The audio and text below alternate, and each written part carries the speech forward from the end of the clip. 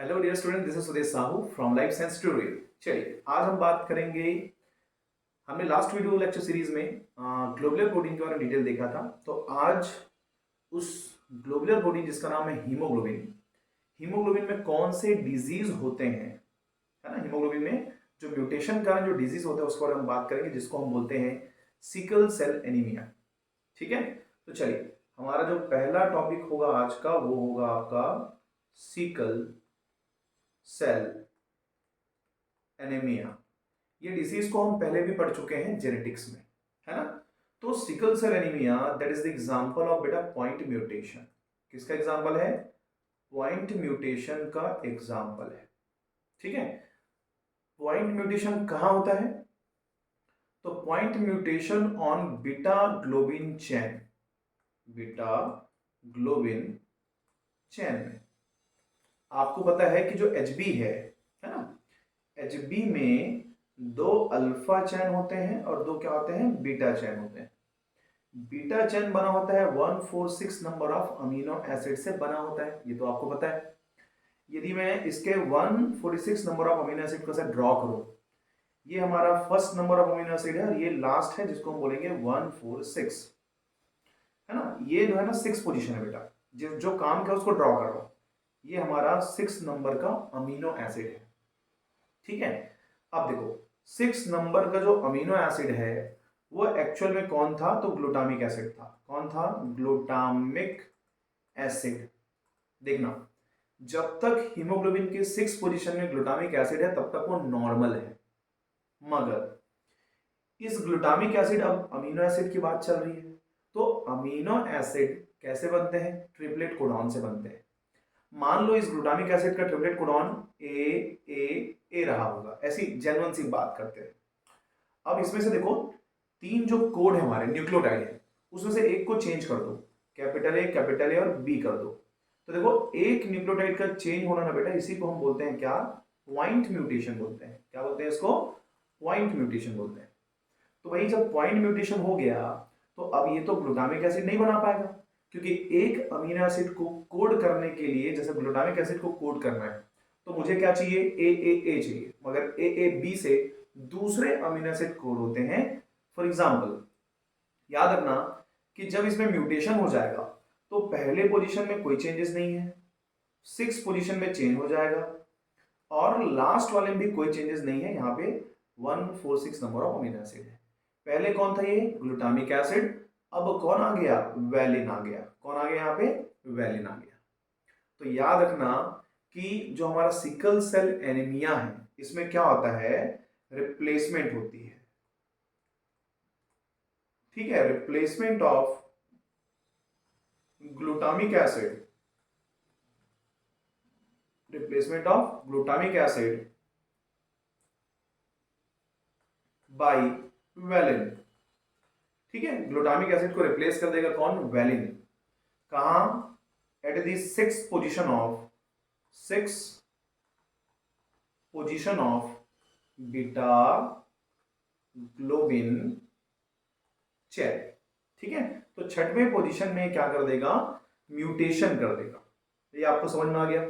तो अब बताओ, जो ग्लूटामिक एसिड होता है उसमें चार्ज क्या होता है? तो याद रखना ग्लूटामिक एसिड जो है एसिडिक अमीनो एसिड है, और एसिडिक अमीनो एसिड में निगेटिव चार्ज होते हैं। तो दो बीटा चैन है ना। ये देखो, तो मैंने कहा बीटा चैन दो है, तो दो ग्लूटामिक एसिड जो है वो रिप्लेस हो गया। ग्लूटामिक एसिड क्या हो गया? रिप्लेस। -2 चार्ज था, ये रिप्लेस होकर के वैलिन बन गया। अब वैलिन में नो चार्ज, कोई भी चार्ज नहीं होता। ठीक है, तो बोल सकते हो loss of two negative charge, loss of two negative charge. कोई दिक्कत है इसमें? ये समझ में आया?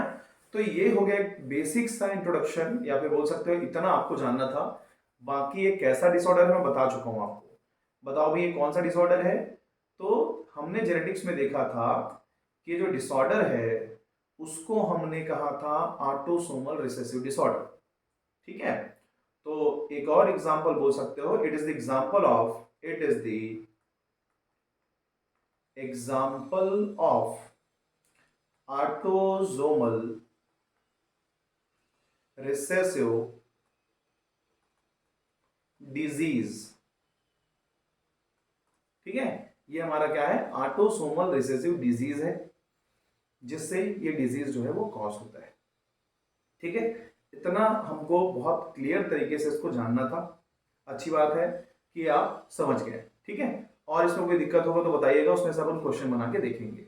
ठीक है, चलिए अब यहाँ पे बात आती है कि हमने हीमोग्लोबिन और मायोग्लोबिन दोनों को हमने यहाँ पे कवर कर लिया है। तो चलो थोड़ा सा इनके बीच में डिफरेंस देख लेते हैं कि आपके हीमो में और मायो में क्या क्या डिफरेंस है। ठीक है, तो एक शेप ले लेते हैं, यहाँ पे स्ट्रैंड ले लेते हैं। ठीक है, चलिए अब यहाँ पे देखो, इधर हम नोट कर देते हैं HB और इधर हम नोट कर देते हैं MB। हीमोग्लोबिन और मायोग्लोबिन में हमको क्या करना है, डिफरेंस देखना है। ठीक है, तो मैंने कहा था कि जो हमारा हीमोग्लोबिन है वो क्या है, क्वाटरनरी स्ट्रक्चर है, क्वाटरनरी स्ट्रक्चर है, स्ट्रक्चर ऑफ प्रोटीन है। और जो मायोग्लोबिन है वो क्या है भाई, टर्शरी स्ट्रक्चर है, टर्शरी स्ट्रक्चर ऑफ प्रोटीन है। ठीक है, टर्शरी स्ट्रक्चर ऑफ प्रोटीन है। अब मैंने बताया था कि टर्शरी और क्वाटरनरी में क्या डिफरेंस होता है। तो tertiary structure that means made up of single polypeptide chain, मतलब ये बना हुआ है made up of single, PP लिख रहा हूं ना पॉलीपेप्टाइड को, सिंगल पॉलीपेप्टाइड चेन से मिलकर बना हुआ है। मगर जब हीमोग्लोबिन की बात करते हैं तो आपको पता ही है 4 होते हैं, 2 अल्फा और 2 बीटा। तो यहां पे हम लिख सकते हैं कि made up of 4 PP chain. Clear हो रहा है। हीमोग्लोबिन का काम क्या है, हीमोग्लोबिन रिस्पॉन्सिबल है किसके लिए, responsible for transport of O2 and CO2 both. ठीक है, फ्रॉम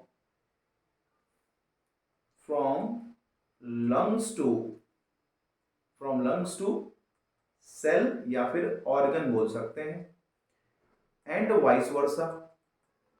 ठीक है, वाइस वर्सा का मतलब होता है, और इसके विपरीत जस्ट अपोजिट। तो क्या करेगा, O2 को लंग से सेल में ले जाएगा और CO2 को सेल से लंग्स में लेके आएगा। ठीक है, ये होता है हमारा एक्सचेंज। ये भी क्या करता है, तो इसका मायोग्लोबिन का काम है स्टोर करना। ठीक है, तो रिस्पॉन्सिबल फॉर स्टोरेज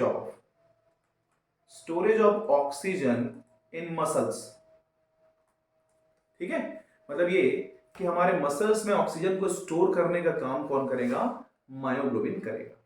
ठीक है, जो तुम्हारा हीमोग्लोबिन है, मैंने बताया था कि एसिडिक कंडीशन में जब H+ आयन बढ़ जाता है तो उस कंडीशन में हीमोग्लोबिन प्रॉपर काम नहीं करता, उसकी बाइंडिंग एफिनिटी डिक्रीज हो जाती है। दैट मीन्स ये पीएच डिपेंडेंट है। ठीक है, पीएच डिपेंडेंट है, मतलब इसका जो एफिनिटी है, इसका जो एफिनिटी है वो डिक्रीज हो जाएगा कब, जब एसिडिक पीएच होगा, एसिडिक पीएच में। ठीक है, बट इसको पीएच से कोई मतलब नहीं है, इसमें बिल्कुल भी इसका अफेक्शन नहीं होगा। तो यहां पे लिख देते हैं नॉट डिपेंडेंट।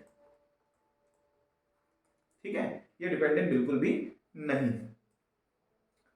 यदि हम बात करें, एक बार में 4 ऑक्सीजन को ट्रांसपोर्ट करता है ना, और इसके नेगेटिव एंड पॉजिटिव मॉड्यूलेटर दोनों होते हैं। तो किसी भी एंजाइम के 2 बाइंडिंग साइट है, मतलब वो एग्जांपल है एलोस्टेरिक एंजाइम का। ठीक है, तो यहां पे एक स्टार पॉइंट बना रहा हूं, रेड पेन से लिख देता हूं इसको। ठीक है, चलो इसको हम बोल देते हैं एग्जांपल ऑफ एलोस्टेरिक एंजाइम्स। मगर मायोग्लोबिन में डबल बाइंडिंग साइट नहीं होता, तो ये नॉर्मल एंजाइम की कैटेगरी में रख सकते हो, ये नॉर्मल एंजाइम है। जो भी तुम्हारे एलोस्टेरिक एंजाइम होते हैं वो क्या फॉर्म करते हैं, सिग्मोइडल कर्व।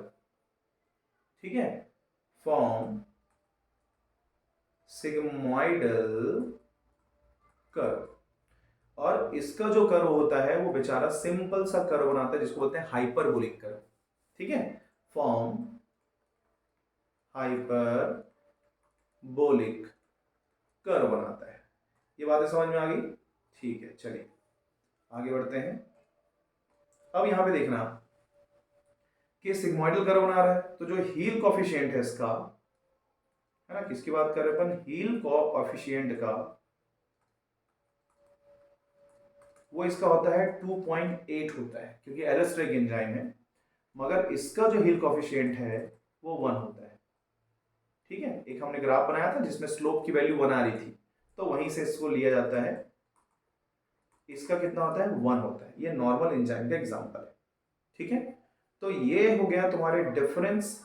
किसकी बात हो रही है, हीमोग्लोबिन और मायोग्लोबिन की। यदि मायोग्लोबिन की बात करेंगे तो मायोग्लोबिन सिर्फ और सिर्फ वर्टिब्रेट में प्रेजेंट होता है। ठीक है, प्रेजेंट ओनली इन वर्टिब्रेट्स। ठीक है, मगर इसकी बात हो रही है तो ये दोनों में प्रेजेंट होगा, प्रेजेंट इन बोथ। ठीक है, ये वर्टिब्रेट इनवर्टिब्रेट दोनों में प्रेजेंट होता है। ठीक है, ये हो गया तुम्हारा basic difference between haemoglobin and myoglobin. चलिए अब स्टार्ट करते हैं हमारा सेकेंड मोस्ट इंपॉर्टेंट टॉपिक बोल सकते हो, फाइब्रस प्रोटीन। अभी तक जो हम देख रहे थे वो क्या था, ग्लोबुलर प्रोटीन का एग्जांपल था। ठीक है, तो ये है तुम्हारा फाइब्रस प्रोटीन, और फाइब्रस प्रोटीन में सबसे पहले 3 प्रोटीन एग्जांपल होते हैं, तो आपको पता है। ठीक है, तो 3 प्रोटीन में से सबसे इंपॉर्टेंट जो है वो है आपका कोलेजन। ठीक है, तो कोलेजन को सबसे पहले स्टडी करते हैं प्रॉपर। चलिए, नंबर 1 में आ जाएगा आपका कोलेजन। ठीक है, जितने भी फाइब्रस प्रोटीन होते हैं वो एक्स्ट्रा सेलुलर मैट्रिक्स में प्रेजेंट होते हैं। ठीक है, तो एक्स्ट्रा सेलुलर मैट्रिक्स में प्रेजेंट है, इसी के बेसिस पे हम इसको बनाएंगे। ठीक, तो चलो, कोलेजन क्या, आप देखना, हमारा जो एल्ब्यूमिन ग्लोबुलिन है या फिर हीमोग्लोबिन मायोग्लोबिन है वो हमारा स्ट्रक्चरल फॉर्म है। ठीक है, अब जो कोलेजन हो गया, इलास्टिन हो गया, केराटिन्स हो गए, ये सभी प्रोटीन एक तरह का एक्स्ट्रा सेलुलर मैट्रिक्स में पाए जाने वाले प्रोटीन होते हैं, जो कि हमारे सेल को अटैच करके रखते हैं, एक तरह का अधेसिव एटमॉस्फेयर प्रोवाइड करता है, तो एक तरह से बेस का काम करेगा। ठीक है, तो कोलेजन जो है वो एक तरह का एक्स्ट्रा सेलुलर प्रोटीन बोल सकते हो या फिर सिक्रीटरी प्रोटीन बोल सकते हो। ठीक है, तो collagen is the secretory protein। ठीक है, ये क्या है, secretory प्रोटीन है। कहां होते हैं, तो present in extra cellular matrix, ECM shortcut में लिखते हैं उसको। ये एक्स्ट्रा सेलुलर मैट्रिक्स में क्या होता है, प्रेजेंट होता है। बहुत सिंपल सी बात है। ठीक है, यदि मैं बात करूं कि हमारे बॉडी में सबसे ज्यादा कौन सा प्रोटीन होता है, तो ये वही है, कोलेजन। ठीक है, तो यहाँ पे स्टार पॉइंट बना सकते हैं इसको। ये क्या है, तो मोस्ट अबंडेंट है, मोस्ट अबंडेंट प्रोटीन। ठीक है, most abundant protein in animal. ठीक है, एनिमल में प्रेजेंट होते हैं, और ये कॉम्प्लेक्स नहीं होता, लीनियर बाय नेचर होता है। ठीक है, लीनियर बाय नेचर होता है। ये बात समझ में आ गया। ठीक है, ये जो कोलेजन होता है ना, वो बहुत सारे अदर मॉलिक्यूल से मिलके बनते हैं, जिसको हम बोलेंगे यूनिट ऑफ कोलेजन। ठीक है, तो यदि मैं बात करूं कि कोलेजन किससे बनता है, तो कोलेजन बनता है आपके ट्रोपोकोलेजन से। एक टी है, ट्रोपोकोलेजन, ये यूनिट है। ठीक है, अब यहां पे देखना ट्रोपोकोलेजन बनता कैसे। तो ट्रोपोकोलेजन जो है वो एक तरह का राइट हैंडेड अल्फा हेलिक्स है, right handed alpha helix like structure होता है, मगर ये बनता है 3 अल्फा हेलिक्स से मिलके बनता है। और ये अल्फा हेलिक्स कैसा होता है, लेफ्ट हैंडेड होता है, लेफ्ट हैंडेड हेलिक्स होती है। मतलब समझो, 3 left handed alpha helix join together to form tropocollagen and their nature is right handed alpha helix. ठीक है, 3 लेफ्ट हैंडेड मिलकर के एक राइट हैंडेड अल्फा हेलिक्स बना रहे हैं, जिसको हम बोलेंगे ट्रोपोकोलेजन। और बहुत सारे ट्रोपोकोलेजन जो है वो मिल करके आपके कोलेजन प्रोटीन का फॉर्मेशन करते हैं। ठीक है, इसीलिए इनको हम क्या बोलते हैं, फाइब्रस प्रोटीन बोलते हैं, क्योंकि बहुत सारे फाइबर मिल करके इसको बनाते हैं। ठीक है, तो ये फाइब्रस जो प्रोटीन है, इसमें यदि हम बात करें तो एक बहुत खास बात होती है, कंजर्व्ड रिपीटेटिव सीक्वेंस होता है। ठीक है, कंजर्व्ड रिपीटेटिव सीक्वेंस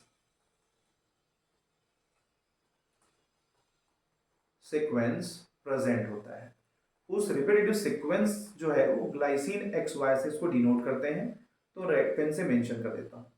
पहला जो है वो ग्लाइसिन होगा, सेकेंड में एक्स होगा और उसके बाद में वाई होगा। ठीक है, यहां जो वाई है और यहां जो एक्स आपको दिख रहा है, एक्स है हमारा प्रोलीन है। क्या है? प्रोलीन अमीनो एसिड है। और वाई जो है वो डेरिवेटिव है हाइड्रोक्सी प्रोलीन या हाइड्रोक्सी लाइसिन। ठीक है, ये दो अमीनो एसिड में से एक अमीनो एसिड वाई की जगह पे रहेगा। मान लो एक सिंपल सा बताऊं, पहले में ग्लाइसिन है, दूसरे में प्रोलीन है और तीसरे में या तो हाइड्रोक्सी प्रोलीन होगा या तो हाइड्रोक्सी लाइसिन होगा। ठीक है, तो ये क्या है ना, कंजर्व्ड रिपीटेटिव सीक्वेंस कहलाता है, जो कि इसमें प्रेजेंट होता है। अब ऐसा तो अमीनो एसिड होता नहीं है यार, हाइड्रोक्सी प्रोलीन हो गया, हाइड्रोक्सी लाइसिन हो गया।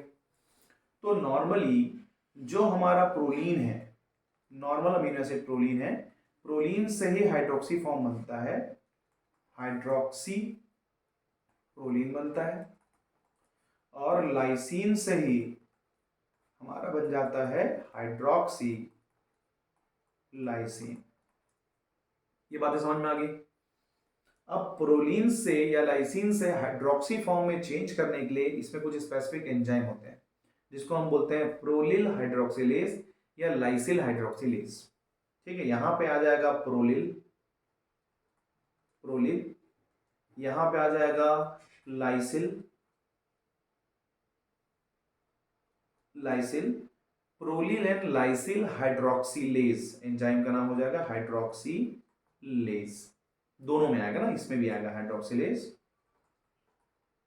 ये लो, तो इस एंजाइम के प्रेजेंस में जो प्रोलीन और लाइसिन होते हैं ना बेटा, वो चेंज हो जाते हैं आपके हाइड्रोक्सी प्रोलीन में या फिर हाइड्रोक्सी लाइसिन में।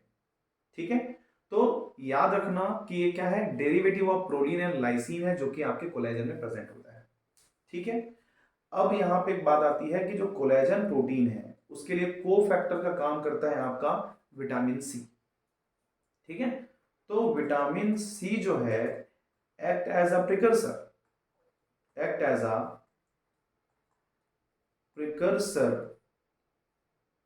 Precursor molecule. मतलब कि ये कि विटामिन सी के बिना आपका कोलेजन फाइबर का फॉर्मेशन नहीं हो सकता। ठीक है, प्रिकर्सर है मतलब ये कहीं ना कहीं किसकी तरह काम कर रहा है, को फैक्टर की तरह काम कर रहा है।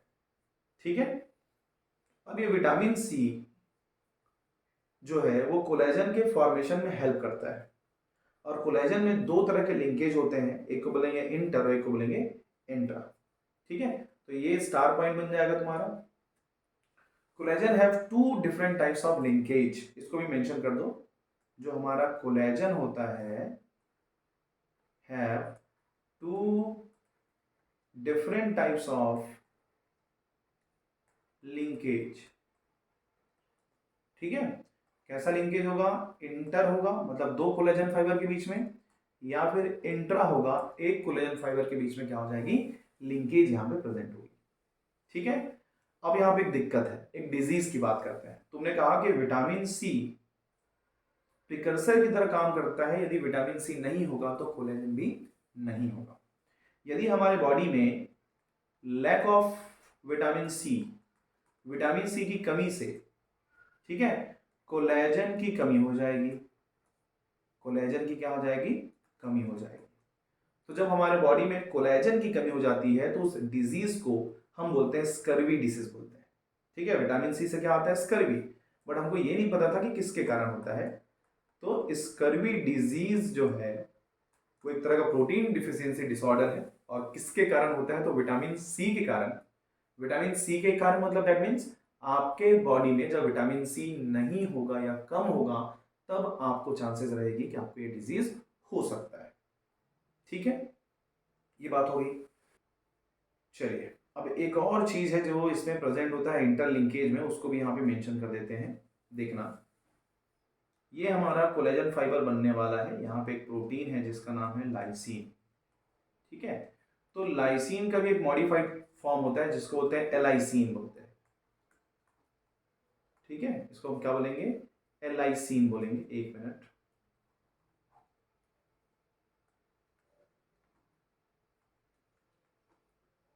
एलाइसीन। अब ये एलाइसिन, लाइसिन से एलाइसिन कैसे बना, तो जो अमीनो एसिड है हमारा उसमें NH3 ग्रुप था, वो रिप्लेस होकर के बन गया CHO ग्रुप। ठीक है, तो ये कन्वर्ट हो गया लाइसिन से एलाइसिन में। और एंजाइम का नाम क्या है, तो लाइसिल। ठीक है, लाइसिल ऑक्सीडेज बोलेंगे बेटा इसको। ठीक है, तो लाइसिल ऑक्सीडेज एंजाइम के प्रेजेंस में लाइसिन बन जाता है एलाइसिन या CHO ग्रुप। और ये जो ग्रुप है वो रिस्पॉन्सिबल है किसके लिए, responsible for linkage, linkage in collagen. ठीक है, जो हमने बात किया था ना इंट्रा, या हमने बात किया था इंटर का, इस तरह का लिंकेज जो है वहां पे बना देता है। ठीक है, एक पॉइंट और ऐड कर लेना, लेथाइरस ओडोरेटस। ठीक है, ये लेग्यूम का एक नाम है, लेथाइरस ओडोरेटस, जिसको छत्तीसगढ़ी में लाखड़ी बोलते हैं। ठीक है ना, तो लेथाइरस ओडोरेटस में एक अमीनो एसिड वो होता है, डेरिवेटिव होता है, जिसको बोलते हैं बीटा अमीनो प्रोपेनोनाइट्रेट। ये जो है वो लाइसिल ऑक्सीडेज के एक्टिविटी को डिक्रीज कर देता है। तो ये जो एंजाइम है ना लाइसिल ऑक्सीडेज का, इसका एक इनहिबिटर है। ठीक है, लाइसिल ऑक्सीडेज का क्या है, इनहिबिटर है, जिसका नाम यदि बोलोगे तो बीटा अमीनो प्रोपेनोनाइट्रेट। कौन है, बीटा अमीनो प्रोपेनो नाइट्रेट है। ठीक है, और ये जो है वो किस में होता है, तो लेथाइरस ओडोरेटस में होता है, लेथाइरस ओडोरेटस प्लांट में ये आपको मिलेगा। ठीक है, मेरे ख्याल से लेग्यूम फैमिली से बिलोंग करता है, जिसको छत्तीसगढ़ी में हम लाखड़ी के नाम से जानते हैं, तो इसीलिए हमारे लिए हार्मफुल भी होता है। ठीक है, तो ये बात हो गई आपके पूरे कोलेजन की। इतना ही चीजें आपको कवर करना है कोलेजन प्रोटीन में। नेक्स्ट नंबर में आता है इलास्टीन। कौन सा प्रोटीन, इलास्टीन प्रोटीन। ठीक है, तो जो इलास्टीन प्रोटीन है ये भी एक तरह का क्या है, एक्स्ट्रा सेलुलर प्रोटीन है, एक्स्ट्रा सेल्यूलर प्रोटीन है। ठीक है, इसका भी यूनिट की बात करें यदि, किससे बनता है, तो ट्रोपो वर्ड लगाना है। यूनिट क्या है, तो ट्रोपोइलास्टीन है, ट्रोपो इलास्टीन से मिलकर के बनता है। ठीक है, अच्छा एक मिनट, इसमें ना एक बात और ऐड कर लेना, ये जो हमारा फाइब्रस प्रोटीन है कोलेजन, ये जो 3 अल्फा हेलिक्स बना होता है ना, तो etch alpha helix consist of 1000 amino acid. एक एक अल्फा हेलिक्स जो है वो 1000 अमीनो एसिड से मिलकर के बना होता है। ठीक है, तो इसका जो मॉलिक्यूलर मास है वो निकालने में समझ में आता है। ठीक, चलो, तो मैंने कहा कि ये ट्रोपो इलास्टीन इसका यूनिट होता है, और इसमें भी एक क्या होगा, कंजर्व्ड सीक्वेंस होगा। ठीक है, कंजर्व्ड रिपीटेटिव सीक्वेंस जो है यहाँ पे प्रेजेंट होगा, ग्लाइसिन, लाइसिन एंड हाइड्रोक्सीलाइसिन। पहला होगा ग्लाइसिन, दूसरा होगा लाइसिन, और तीसरे में होगा हाइड्रोक्सीलाइसिन, हाइड्रोक्सीलाइसिन। ठीक है, तो ये हो गया आपके इसके कंजर्व्ड रिपीटेटिव सीक्वेंस। एक जो ट्रोपोइलास्टीन है ना, एक ट्रोपो इलास्टीन की बात करूं, तो एक ट्रोपोइलास्टीन जो है वो 700 ना, 700 अमीनो एसिड से बना होता है, मतलब कि 72 डाल्टन के आसपास इसका जो है वो मॉलिक्यूलर वेट होता है। ठीक है। अब देखो नाम है इलास्टीन, तो इलास्टीन मतलब इलास्टिसिटी, तो elasticity, elasticity of elastin protein is due to, किसके कारण होता है, तो डेस्मोसोम के कारण, डेस्मोसोम प्रोटीन। तो डेस्मोसोम प्रोटीन जो है वो इसको इलास्टिसिटी प्रोवाइड करता है और एक नेट लाइक स्ट्रक्चर बनाता है। तो डेस्मोसोम एक तरह का क्या है, नेट लाइक स्ट्रक्चर का फॉर्मेशन करता है। ठीक है, कैसे बनाता है अभी एक छोटा सा देखते हैं। देखो यदि मैं बात करूं, ये आपका एलाइसीन है, ठीक है, एलाइसीन है, इधर में आपका एलाइसीन है, इधर भी आपका क्या है, एलाइसीन। ठीक है, तो इन चारों के बीच में क्या बनेगा, लिंकेज बन जाएगा, ऐसा ऐसा, इनके बीच में क्या बन जाएगी, लिंकेज बन जाएगी। सबका जो COH ग्रुप है, COH ग्रुप एल्डिहाइड वाला, CHO ग्रुप, CHO ग्रुप, और यहाँ भी आ जाएगा आपका CHO ग्रुप। ठीक है, तो इनके बीच में क्या हो रहा है, ज्वाइनिंग हो रही है। ठीक है, तो ये एक तरह का नेट लाइक स्ट्रक्चर बना रहे हैं। यही नेट लाइक स्ट्रक्चर जो है वो बहुत ज़्यादा स्ट्रेचेबल होता है, इसी कारण इस प्रोटीन को हम इलास्टिन प्रोटीन के नाम से भी जानते हैं। ठीक है, चलिए, तो ये हो गया बात। इसमें देखो सबसे ज़्यादा जो क्वेश्चन आता है वो आपके कोलेजन प्रोटीन से आएगा। ठीक है, अब आता है तीसरा और आखिरी हमारा फाइब्रस प्रोटीन, जिसको हम बोलते हैं केराटिन। ठीक है, और जब आप शैम्पू लगाते हो तो बहुत बार सुनते भी होंगे कि केराटिन प्रोटीन जो है हमारे हेयर में प्रेजेंट होता है ना। तो बट ठीक है, केराटिन प्रोटीन दो तरह के होते हैं। इसको, ये भी एक तरह का फाइब्रस प्रोटीन है। ठीक है, फाइब्रस प्रोटीन है, अच्छी बात है। चलो, एक हम कर देते हैं अल्फा केराटिन और एक हम कर देते हैं बीटा केराटिन। ठीक है, तो दो प्रोटीन है भाई, अल्फा और बीटा, इसके बारे में हमको देखना है। ठीक है, चलो कलर चेंज करते हैं, ब्लैक कलर से लिखते हैं। अब देखो अल्फा केराटिन और बीटा केराटिन में डिफरेंस क्या है। अल्फा केराटिन में ना डाइसल्फाइड बॉन्ड प्रेजेंट होता है, मगर बीटा केराटिन में डाइसल्फाइड बॉन्ड नहीं होता, नॉट प्रेजेंट होता है। सिंपल सी बात होगी। ठीक है, अब जब हम बात करते हैं अल्फा केराटिन का, तो अल्फा केराटिन जो है ना वाटर में सॉल्युबल नहीं होता, मतलब ये मेड अप ऑफ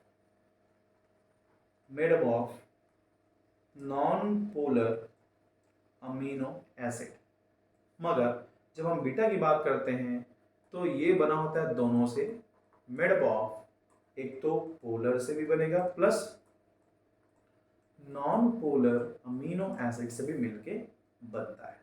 ये चीजें समझ में आ गया। कहाँ प्रेजेंट होगा केराटिन, तो हेयर में प्रेजेंट होगा। ठीक है, मैमेलियन हेयर, एक तो क्या मैमेलियन हेयर। ठीक है, बहुत ज्यादा टफ होता है और इनसॉल्युबल होता है। हमारा हेयर जो है वाटर में डिजॉल्व थोड़ी हो जाता है, तो उसको हम बोलेंगे इनसॉल्युबल।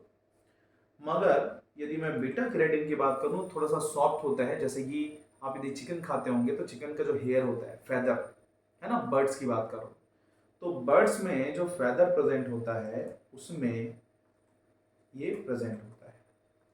ठीक है, ये थोड़ा सा सॉफ्ट होता है और थोड़ा बहुत डिजॉल्व हो सकता है यदि बहुत देर तक उसको ट्रीट करते हैं तो सॉफ्ट होगा और फ्लेक्सिबल होगा। ठीक है, तो ये हो गया आपके कैरेक्टरिस्टिक्स अल्फा केराटिन और बीटा केराटिन। चलिए, ये तो हो गया हमारा फाइब्रस प्रोटीन की बातें। अब हम कवर करते हैं प्रोटीन फोल्डिंग। ठीक है, प्रोटीन फोल्डिंग प्रोसेस के बारे में, ये बहुत ही इंपॉर्टेंट है यदि हम बात कर रहे हैं सीएसईआर नेट और सीजी सेट की। तो प्रोटीन फोल्डिंग एक तरह का मैचुरेशन प्रोसेस है। ठीक है, प्रोटीन फोल्डिंग एक तरह का क्या है, मैचुरेशन प्रोसेस है। देखो, जो डीएनए है, सबसे पहले बात देखना, डीएनए से क्या बनता है, आरएनए, और आरएनए से बनता है प्रोटीन। ठीक है, डीएनए कहाँ बनता है? डीएनए और आरएनए का फॉर्मेशन जो है वो न्यूक्लियस में होता है। कहाँ होता है? न्यूक्लियस में। मगर प्रोटीन का जो फॉर्मेशन है वो होता है साइटोसॉल में। और हमको पता है कि साइटोसॉल में एटमॉस्फेयर कैसा होता है? रिडक्शनल होता है बेटा। कैसा होता है? रिडक्शनल इन्वायरमेंट होता है। तो रिडक्शनल इन्वायरमेंट में ज़्यादा देर तक यदि हमारा प्रोटीन वहाँ पे स्टे किया तो प्रोटीन का डीनेचुरेशन हो जाएगा या डिग्रेड हो जाएगा। तो क्यों ना इसको बचाएं। तो प्रोटीन जो है ना वो ट्रांसपोर्ट हो जाता है। सबसे पहले प्रोटीन क्या हो जाएगा? ट्रांसपोर्ट। कहाँ? ल्यूमेन ऑफ ईआर में। ठीक है, एंडोप्लाज्मिक रेटिकुलम के ल्यूमेन में वो ट्रांसपोर्ट हो जाता है और यहीं पे जाके प्रोटीन का क्या होता है? फोल्डिंग होती है। प्रोटीन की फोल्डिंग होती है। फोल्डिंग का मतलब होता है मैचुरेशन। ठीक है, प्रोटीन फोल्डिंग का मतलब ये होता है कि प्रोटीन के बीच में डाइसल्फाइड बॉन्ड बनेंगे और वो लीनियर स्ट्रक्चर से कन्वर्ट होकर के कैसा बना लेगा? कॉम्पैक्ट स्ट्रक्चर बना लेगा। मतलब यहाँ पे डाइसल्फाइड बॉन्ड का फॉर्मेशन होता है। ठीक है, उसके बाद ये चले जाता है कहाँ पे? तो एंडोप्लाज्मिक रेटिकुलम के बाद ये उसके बाद वाले ऑर्गेनल में चले जाएगा जो कि ट्रांसपोर्टेशन के लिए रिस्पॉन्सिबल होता है। ठीक है, तो एंडोप्लाज्मिक रेटिकुलम के बाद ये चले जाएगा गोल्जी बॉडीज में।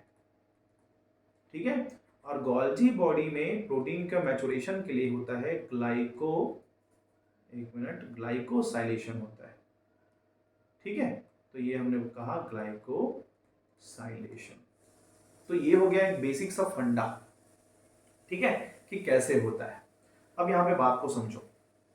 हमको ये पता करना है कि प्रोटीन फोल्डिंग किस तरह का प्रोसेस है और इसमें कौन कौन से बॉन्ड जो है वो रिस्पॉन्सिबल होते हैं। तो इसके लिए ना एनफिसेंस एक्सपेरिमेंट है जिसको हम करके देखेंगे तो आपको समझ में आ जाएगा कि दो बॉन्ड प्रोटीन के फोल्डिंग के लिए बहुत ज़्यादा इंपॉर्टेंट होते हैं। ठीक है, चलिए तो सबसे पहले बेसिक चीज़ें समझ लो। ये जो प्रोसेस है ना वो अपने आप होता है। ठीक है, तो ये तो पहली बात, इट इज़ फिजिकल प्रोसेस। ये कैसा प्रोसेस है? फिजिकल प्रोसेस है। ठीक है, अच्छी बात है। एंड फिजिकल प्रोसेस के साथ साथ अपने आप होता है, मतलब स्पॉन्टेनियस है।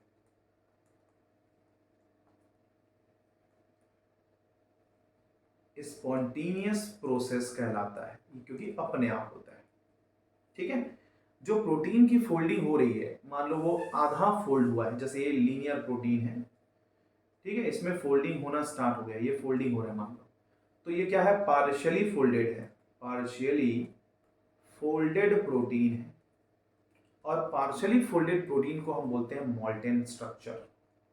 क्या बोलते हैं? मोल्टेन स्ट्रक्चर के नाम से जानते हैं। ठीक है, ये क्लियर हो गया। तो ये जो प्रोटीन है वो कंप्लीटली फोल्डिंग कब होगा? जब इनमें दो तरह के बॉन्ड्स आएंगे। स्टार पॉइंट बना के लिख सकते हो कि during protein folding hydrophobic and disulphide bond. ठीक है, ड्यूरिंग प्रोटीन फोल्डिंग एक बॉन्ड है हाइड्रोफोबिक फोर्स या इंट्रैक्शन बोल सकते हो, प्लस जो सेकेंड नंबर है वो है मेन है डाइसल्फाइड बॉन्ड। ठीक है, ये दोनों बॉन्ड रिस्पॉन्सिबल होते हैं। ओके, ये स्टार पॉइंट बन जाएगा आपका। ठीक है, अब यहां पे हमारे बॉडी में प्रोटीन फोल्डिंग के लिए कुछ मॉलिक्यूल्स होते होंगे जो सजेस्ट करते होंगे कब प्रोटीन फोल्डिंग होना है कब नहीं होना है। तो ऐसे मॉलिक्यूल जो प्रोटीन फोल्डिंग को असिस्ट करता है उन प्रोटीन्स को हम बोलते हैं चेपरॉन एंड चेपरॉनिन्स। ठीक है, तो यहां पे एक प्रोटीन आ जाएगा जो कि प्रोटीन फोल्डिंग को असिस्ट करेंगे। ठीक है, तो यहां पे लिख देता हूं protein folding assist by molecular chaperone and चेपरॉनिन।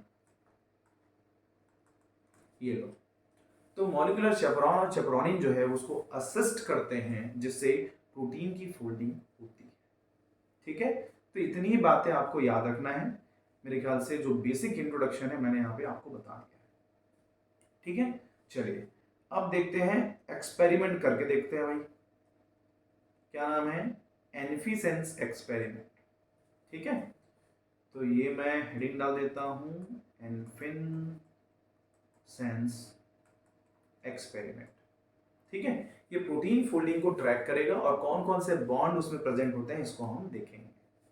तो समझो एक हमारे पास ना प्रोटीन है, ये हमारा प्रोटीन, इस प्रोटीन में ना बॉन्ड्स है, ये देखो बॉन्ड्स है, यहाँ पे एक बॉन्ड है, यहाँ पे एक बॉन्ड है, और यहाँ पे एक बॉन्ड है, और इसको थोड़ा सा घुमा देते हैं, यहाँ पे एक बॉन्ड है, यहाँ पे एक बॉन्ड है।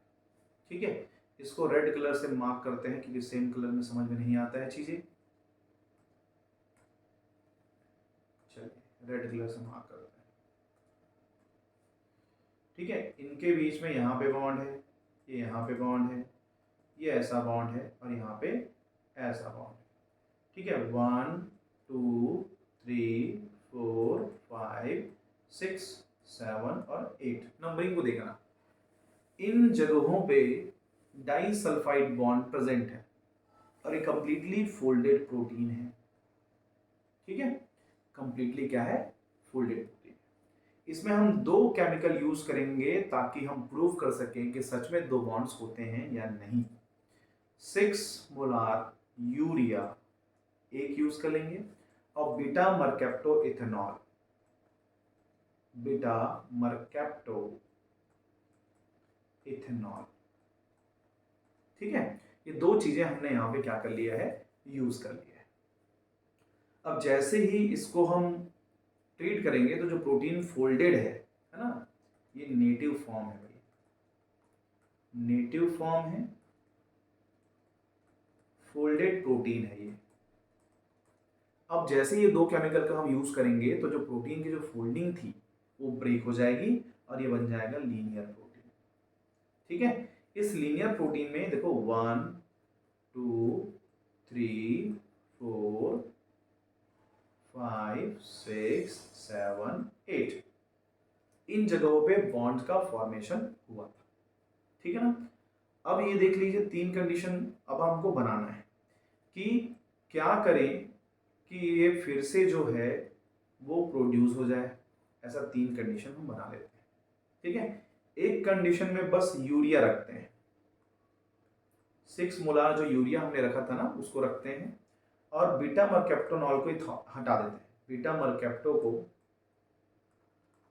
देखो प्लस लिखा हो मतलब वो है, और माइनस मतलब जो नहीं है। ठीक है, बीटा मरकैप्टोनॉल नहीं है। अब यहाँ पे देखो, यहाँ पे ना यूरिया को हटा देते हैं और बीटा मरकैप्टोनॉल को रख देते हैं, बीटा मरकैप्टो को रख देते हैं। ठीक है, लास्ट में ना तो यूरिया है और ना ही बीटा मरकैप्टो है। क्लियर, तीन कंडीशन आ गई। अब इसी से हमको समझ में आ जाएगा कि कौन कौन से बॉन्ड किसके कारण ब्रेक हो रहे हैं। अब हमको पहले से पता है भाई कि जो यहाँ पे बीटा मरकैप्टो इथेनॉल है ना, बीटा मरकैप्टो इथेनॉल जो है वो डाइसल्फाइड बॉन्ड को ब्रेक करता है। सबसे पहले समझ लो, बीटा एग्जाम में पूछता है, मरकैप्टो इथेनॉल का काम है ब्रेकडाउन करना, ब्रेकडाउन ऑफ डाइसल्फाइड बॉन्ड, ये डाइसल्फाइड बॉन्ड को ब्रेक करता है। मगर जो सेकेंड है कौन सा? यूरिया, यूरिया का काम है हाइड्रोफोबिक इंटरेक्शन को ब्रेक करना। ठीक है, तो इसमें हम मेंशन कर सकते हैं डिक्रीज हाइड्रोफोबिक इंटरेक्शन, इसको ये डिक्रीज करता है। अब समझो इसमें से देखते हैं क्या नहीं है, बीटा मरकैप्टो इथेनॉल नहीं है, तो नहीं है तो डाइसल्फाइड बॉन्ड वापस बन जाएगा। तो ये देखो प्रोटीन जो है वापस से बन गया, ये प्रोटीन वापस बन गया, मगर इसके बीच में जो बॉन्ड है ना वो अलग अलग जगह पे हो गया। देखो फर्स्ट बॉन्ड किसके बीच में था? 1 और 4 के बीच में, मगर यहाँ पे क्या दिख रहा है? 1 और 2 के बीच में, 3 और 4 के बीच में। ठीक है, और यहाँ पे क्या था 5 6, इसको भी चेंज कर दो, ये 5 यहाँ पे है 6, यहाँ पे कर दो 7।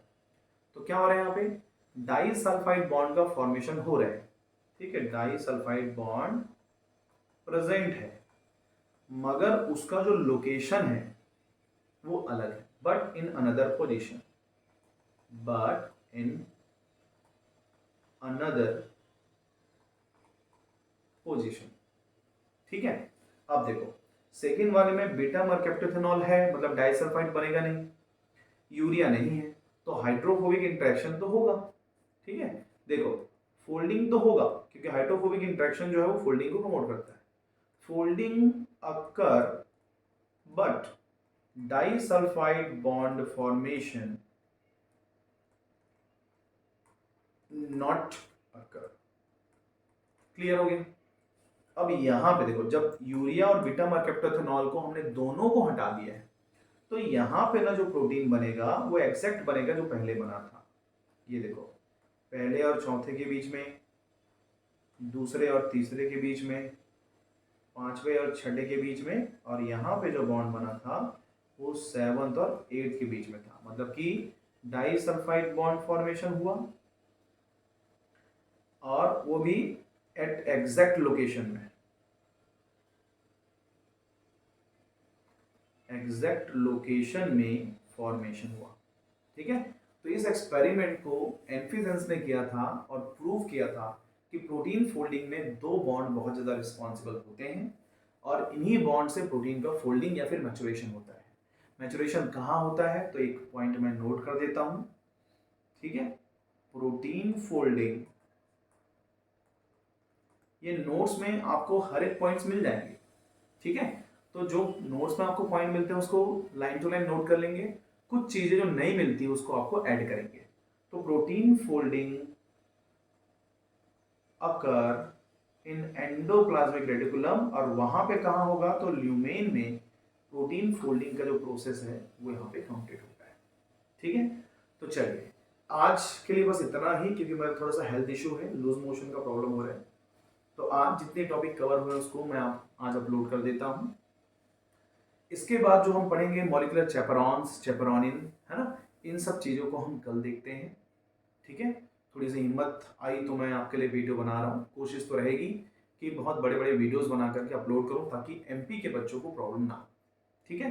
मेरे ख्याल से 5 से 6 दिन में आपका बायोकेमिस्ट्री को कवर कर दूंगा, उसके बाद हम स्टार्ट करेंगे सेल बायोलॉजी, ठीक है। तो चलिए मेरे साथ बने रहिए, डेली वीडियोस देखते रहिए, कभी कभी वीडियो अपलोड नहीं होता है तो पुराने वीडियो को देख करके अपने कॉन्सेप्ट को क्लियर करेंगे, ठीक है। चलिए thank you very much for paying attention, take care.